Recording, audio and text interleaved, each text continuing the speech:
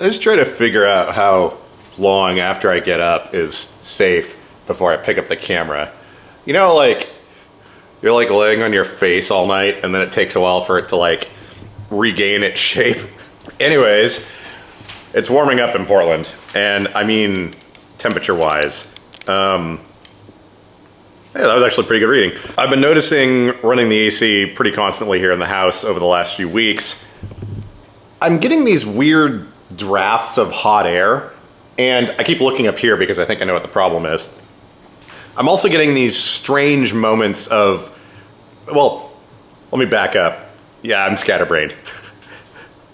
With the TBI, my nose doesn't always work. So sometimes it does, sometimes it doesn't. And I'm occasionally getting these transient scents of 1960s attic.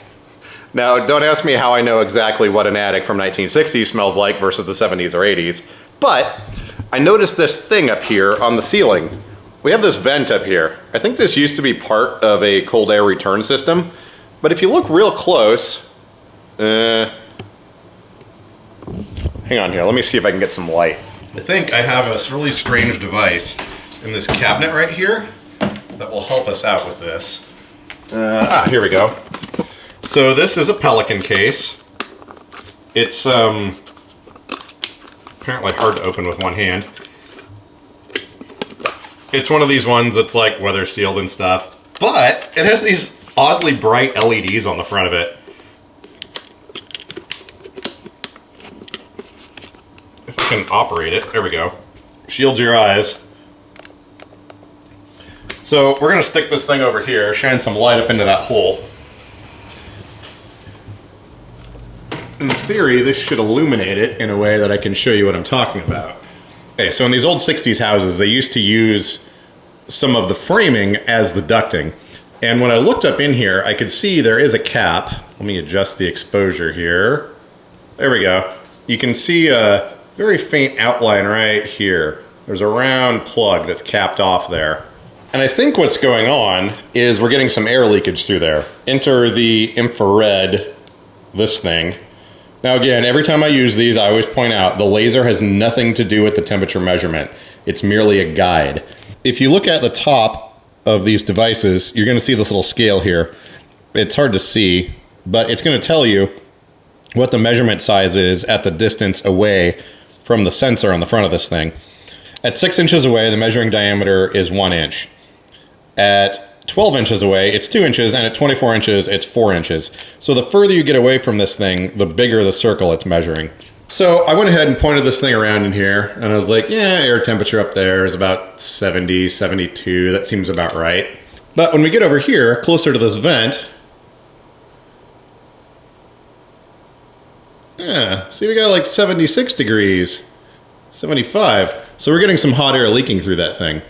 Now, I'm not nearly as good with ladders as I used to be, and I think the easiest thing to do with this is going to be covering that up.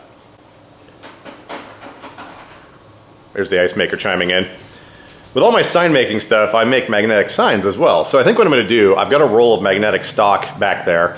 I'm going to measure the size of that thing using an app on my iPhone, and then we're going to cut out a square of the magnetic material and stick it up there with the extendo grabber stick. If you have an iPhone that's, I don't know, within the last like 3 or 4 years, there should be an app called Measure on here.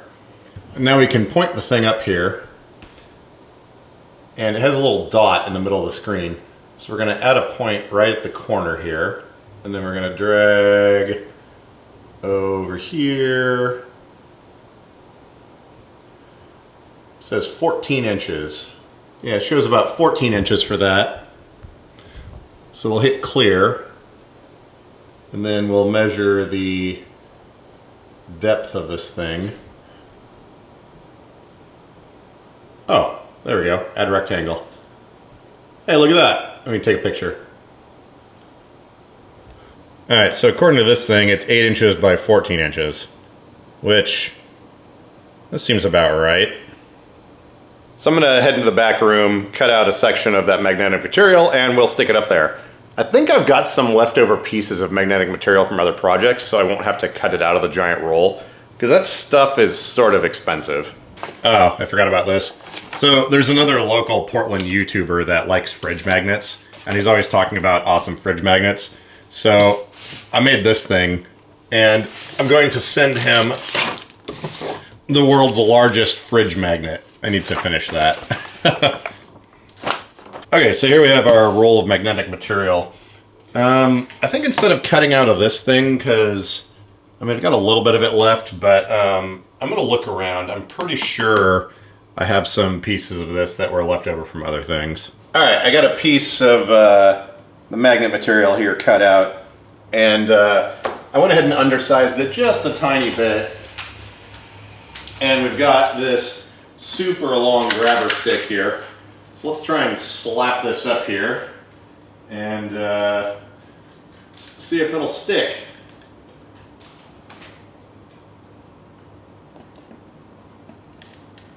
Let's see here. Maybe if we do it from the side. Ah! Oh!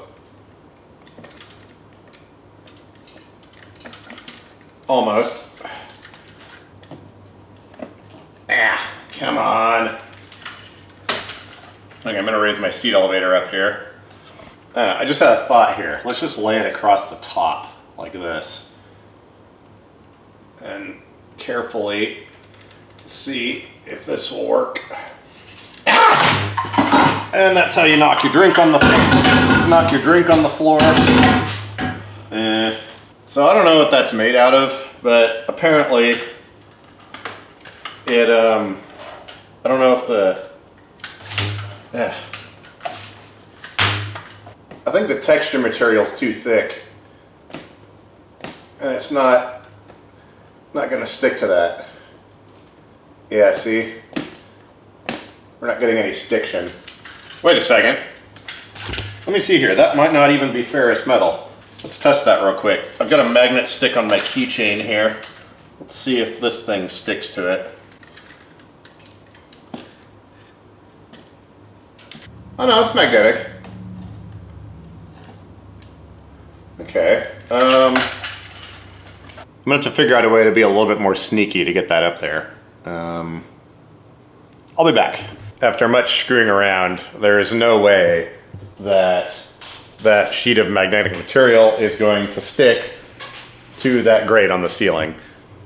I think there's just there's too much texture material on there for how much magnetic material is on here, and that neodidlyium magnet that's on my, I know I always say that weird, that magnet on my keychain is very powerful and it barely sticks to it. So I think I'm probably gonna have to wait till somebody comes over here and have them crawl up on this table and stick that up there with some HVAC tape or something like that. But yeah, at least we know we are getting heat ingress up there. And the hotter the weather gets, the more, can't think of the word,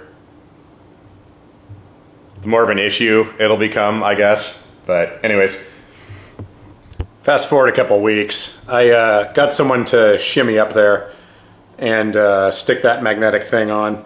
It didn't want to stay attached, so I just had them use some little neodidlyium magnets, and I don't know, seems to be working. I feel like there's a little bit less hot air getting in here now at least, so meh.